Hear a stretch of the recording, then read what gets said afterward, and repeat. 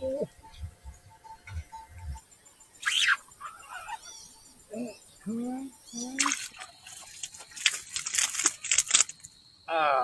พี่น้องในซ้ำนี่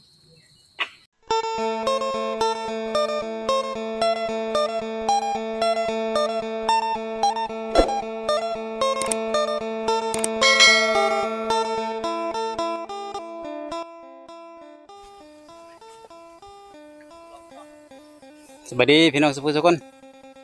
พาพี่น้องออกไม้ครับพี่น้องมาไม้เก่าแต่ว่ามือนี้ลงจุดใหม่จุดเก่ามีหมูลงตอนนี้ก็หาก็มาหอดแล้วก็เรื่องลงเบ็ดไปเนาะแต่ว่าหากินกาแฟก่อนมื้อนี้ยังบ่ได้กินข้าวออกมาตอนประมาณ7 โมงมาหอดที่8 โมงยัง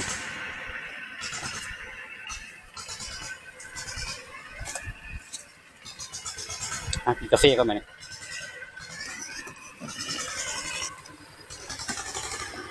กินกาแฟ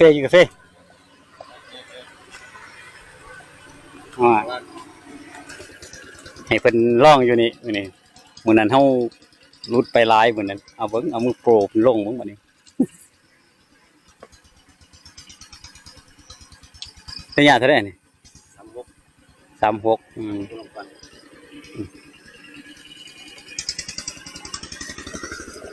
มันกินขั้นสั้นแหละอยู่เนี่ยนะกินระยะไกล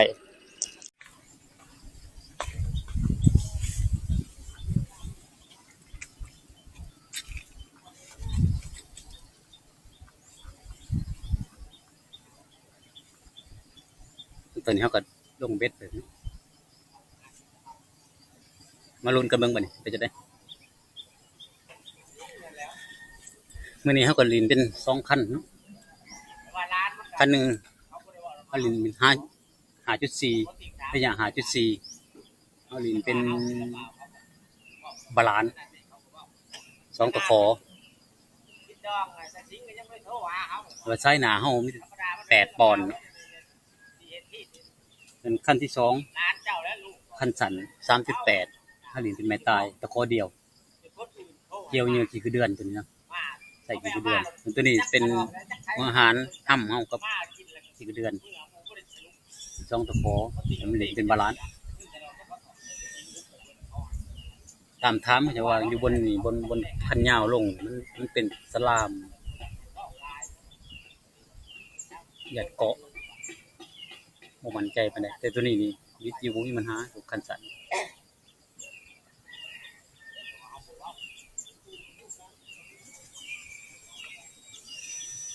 ส่วนเบ็ดเฮาเล่นเป็นจินุ 0.8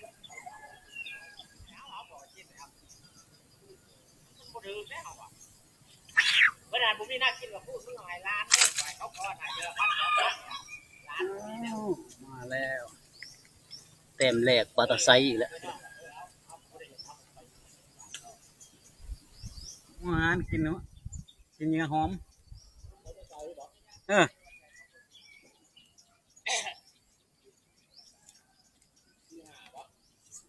54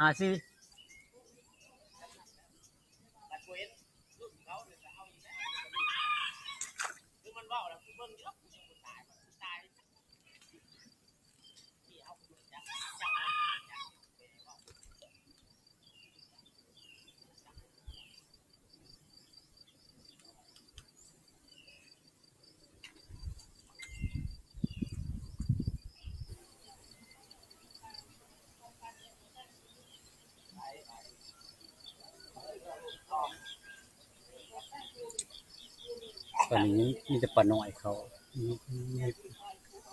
ลากไปลากมาเป็นปลาน้อย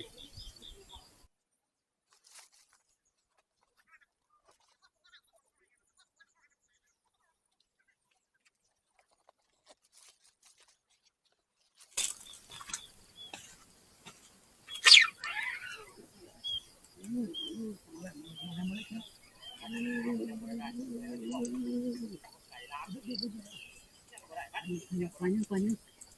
บ่เห็นโตยังบ่เห็นโตพี่บ่เห็นโตแล้วพี่น้อง อู้นิ่นมาแล้ว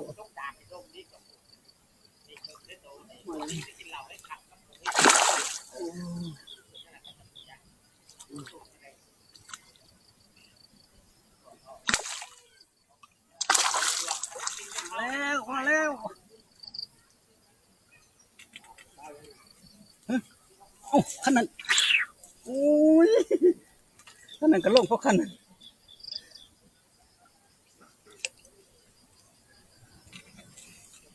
เต็มสวยมาแล้ว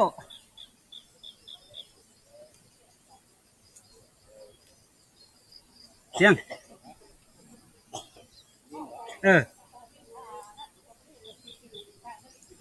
มาแล้วพี่น้องนี่งามมาแล้วสังเกตฟอร์ดโดนเติบ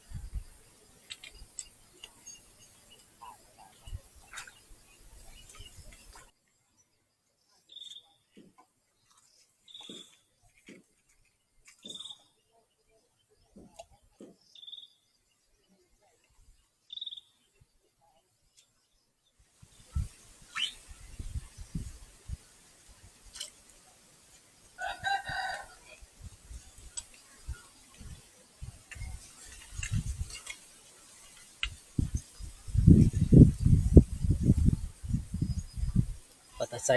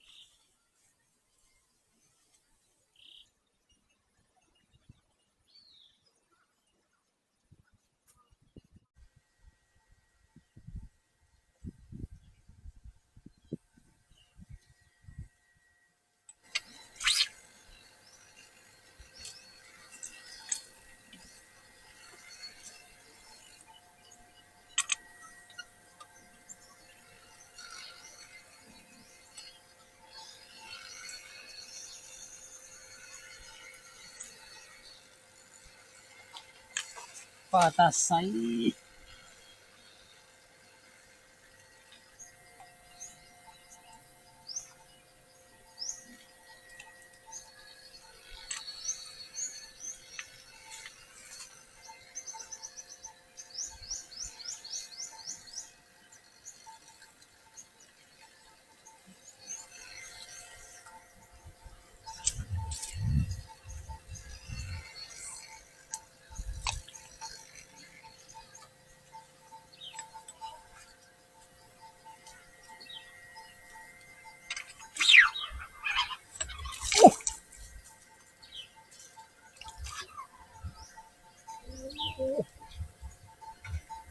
เจอใส่อีกแล้วเจอใส่อีกแล้ว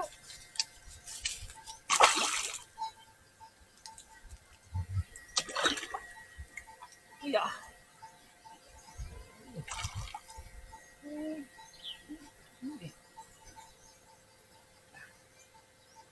่านะอย่าหลุดนะ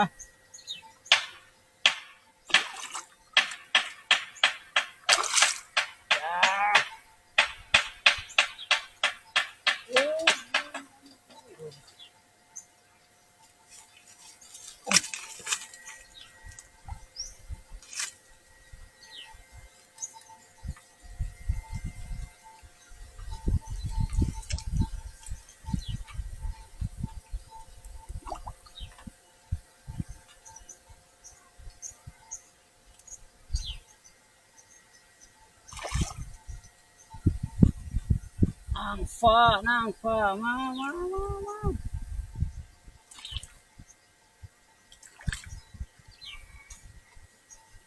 โอ้ยเกาะขี้ครับ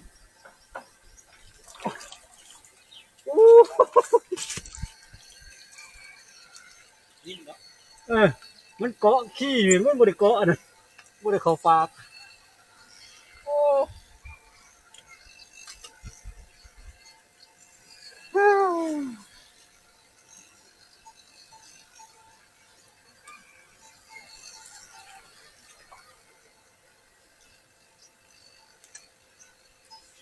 เนาะ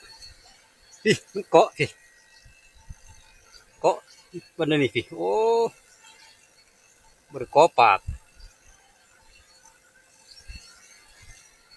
พอเวลาปลานิ่นกินเนี่ยมันจะตีมันจะตีคาง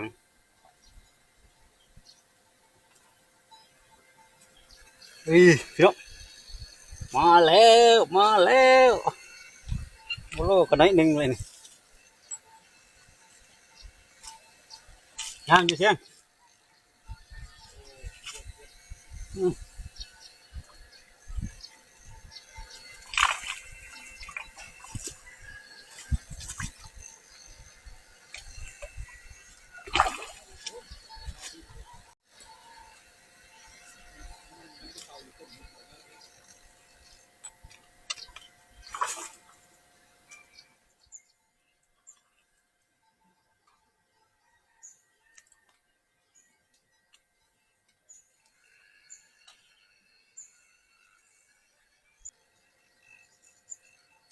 กินแต่ขั้นใน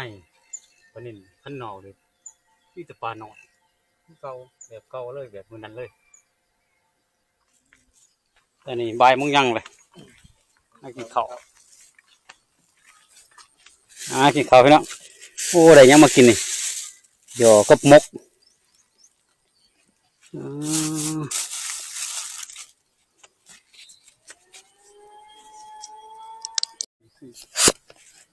กินข้าวพี่น้องนี่อาหารเฮาเลยมกปลาแดกเครื่องกับหยอมากับอาจารย์กันเนี่ย2 คันคือกันเฮ็ดเพิ่น2 เทื่อเลยได้ตะเก็ด บ่มาเลยโอ้ยอย่านะอย่ามองเบ็ดหน่อยไปเจอของใหญ่โยมได้ตะเก็ดนั่นติผมข่อยก็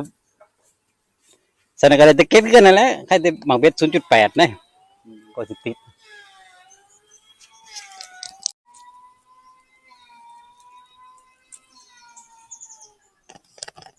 พี่น้อง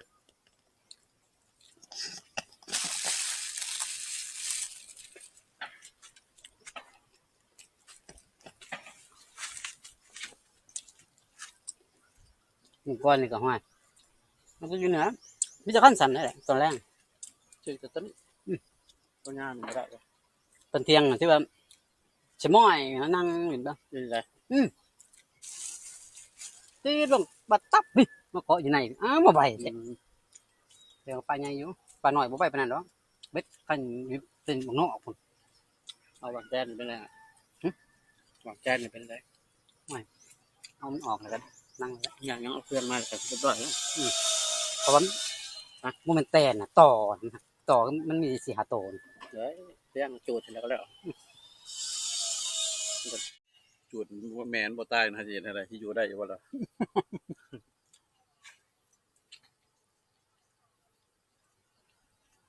เขาตอนแรกกินข้าวแล้วรุ่นกันต่อพี่น้องจังก่อนเรื่อง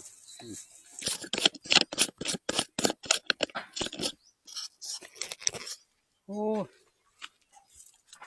เมาแต่กินข้าวมันดึงมาพี่น้องเบ็ดคันนั้นลังนี่ดึงมาพี่ของหัวได้นี่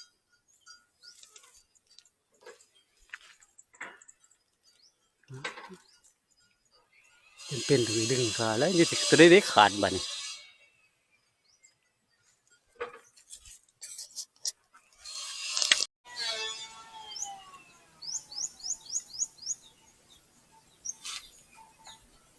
โอ้ดึงเมื่อกี้นี่ขาดที่ว่าสิดึงให้มันขาดอยู่อันนั้นสายหนาขาดเพราะว่าสายหนามีแต่8 ปอนด์แต่ว่าสายเมนเฮานี่12 ปอนด์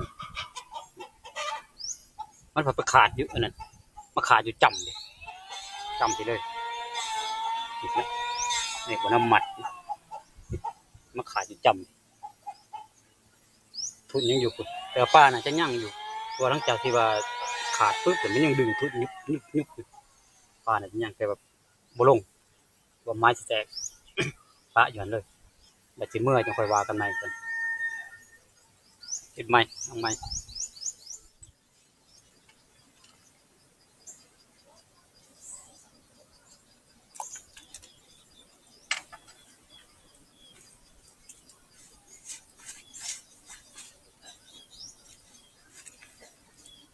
มาลุ้นกันต่อใหม่พี่น้อง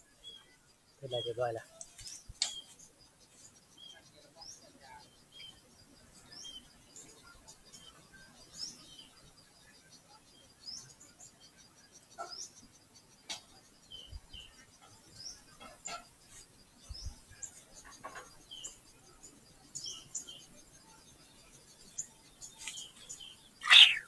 โอ้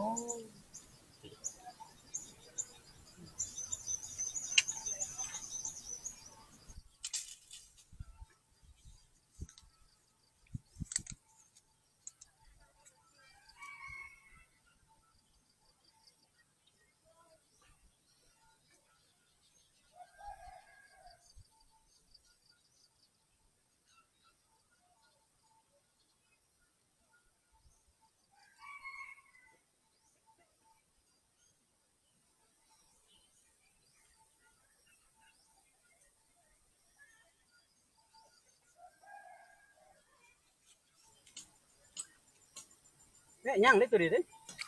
โอ้ยปลานี่ดิวะเอาไปปลาข้าวจอกนี่วะเสี่ยงปลาข้าวจอกนี่ที่เอาไปนี่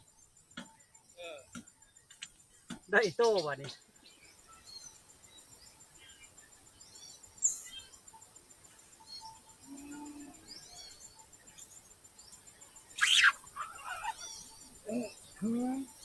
คือเบาแท้เจ้า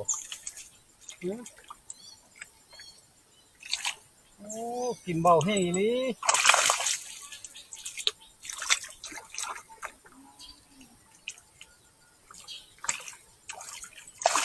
โอ้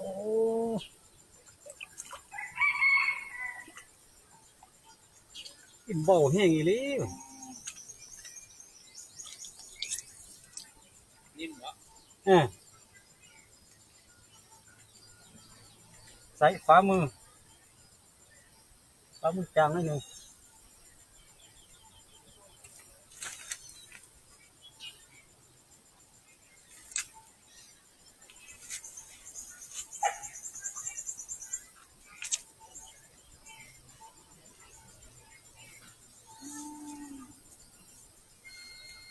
งามอยู่พี่น้อง งาม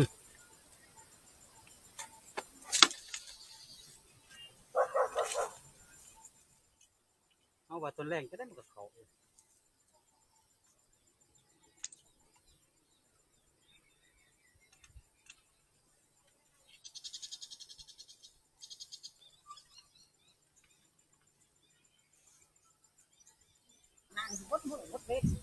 พอได้อยู่เต้า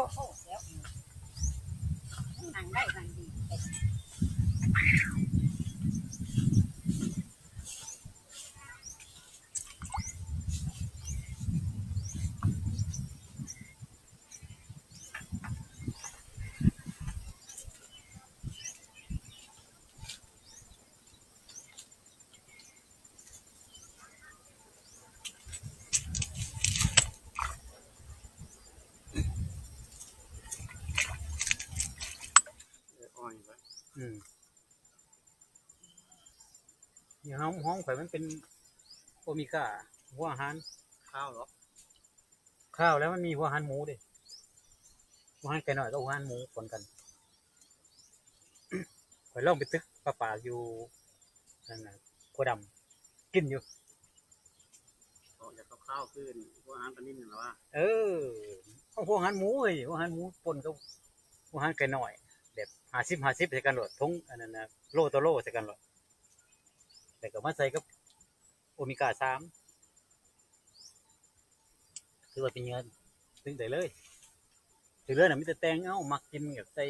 ส่กุ้ง นหรือสิใส่ปลาปนหรือใส่ซิปนี่ก็แล้วแต่บัดนี้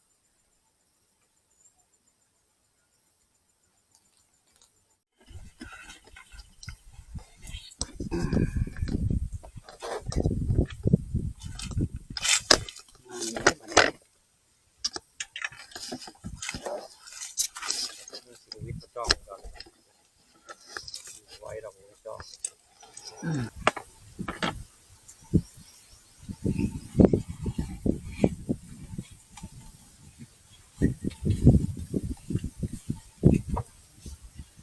ตอนนี้หมูกับย่ามันนั่งทั้งขางเลยมันพี่น้องใหญ่ไม่ยังทั้งขางกันเลยบัดนี้เอาเบิ้งไก่กันนี่ที่จริงจะทายไปทางนี้แต่ว่ามันตอกแสงวางไว้โอ้ยอ่ะคนจะนอนที่นี่ว่านี่เสย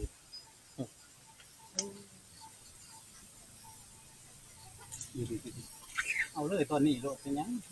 โอ้ปนิ่มเลยนิ่มจะมีแล้วครับผม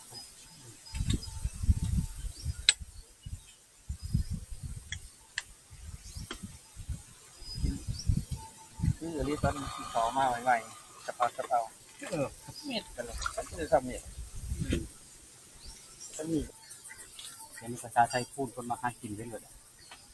โอ้เล่นมากนี่เนี่ยต้องเอามีจ่องเลยแบบว่าตะเวนมันมาทางนี้โอ้ยเนาะ มันไปพูดเลยได้ไปเลย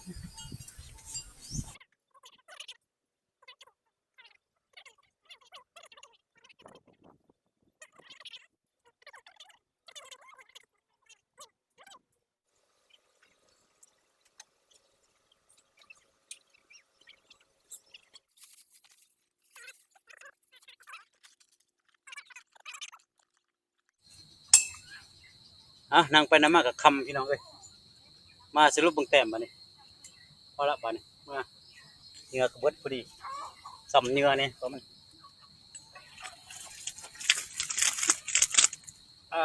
นี่พี่น้องได้ซ้ำนี่บ่หลายไปแล้วเนาะแต่ว่าได้เต็มใหญ่ใน2 แต้มกันกับปลานิ่นซ้ำฝ่ามือแน่หน่อยแน่ปลาตะไซแน่รวมกันก็สิประมาณโลปลาย2 โลประมาณนี้แหละ2 โลก็สิได้กันบ่ปลาย อาจจะมี2 โลปลายมันอยู่พี่น้องมื้อนี้ขอบใจเด้อที่เบิ่งคลิปเป็นกำลังใจผู้คนมักหากินมื้อหน้าเจอกันใหม่อีกพี่น้อง